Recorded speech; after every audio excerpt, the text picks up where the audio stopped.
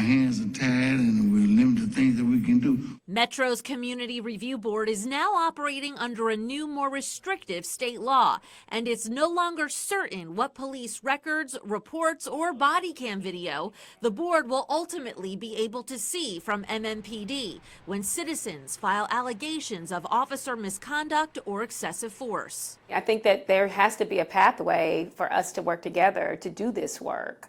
And then also, if they don't want to cooperate, then what is the next step? Under the new law, the Community Review Board still takes in citizen complaints, but then must turn it all over to Metro Police to investigate internally themselves. The CRB will get MMPD's findings only after the police's investigation has concluded. But will the board be able to see any part of the police evidence, like body camera video of an encounter? They've got a strong hang on this. They don't have to let us have a whole lot of things.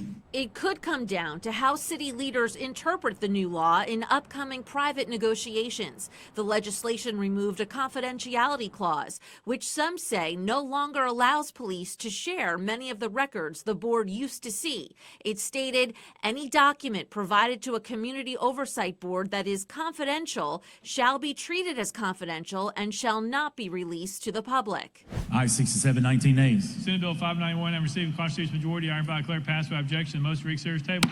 But a previous legal advisor for the board says just because the privacy provision is no longer there, that doesn't prohibit police from allowing access to the same documents, reports, and body cam video, as long as the board agrees to keep it all confidential, which it always has. It doesn't, I don't think, destroy the ability under state law and local law for them to give us this information and for us to keep it confidential. Attorney Daniel Yoon says a new memorandum of understanding would just need to be in place, like this prior one. So all of the same statutory authority and that was reflected in our previous MOU could still be used to put that bridge back together and allow them to give these records to us. I asked Metro Police for an interview with Police Chief John Drake. A spokesperson responded in an email highlighting the now deleted confidentiality provision, writing, "If the crux of your question is whether an MOU can supersede state law, no." Metro's legal department sent a similar response.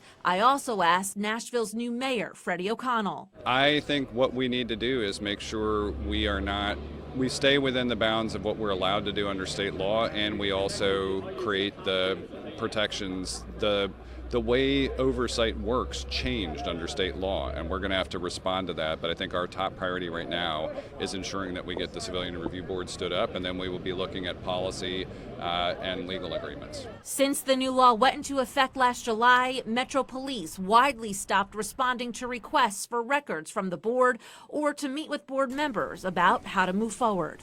Many things we will face as a community review board will be determined by the leaders in our city, having the political will to support our work and make room for our voice and the voice of the community in rooms and at tables where decisions on public safety in Nashville is taking place. The kind of access and transparency ultimately worked out between the Community Review Board, the Metro Police Chief, and the mayor still remains to be seen, and I'm told those conversations will be happening in upcoming weeks. Metro Council can also subpoena documents from police on behalf of the Community Review Board if necessary. Now, if that happens, that will be a first. I'm Kelly Avellino for Fox 17 News, your Code Red station.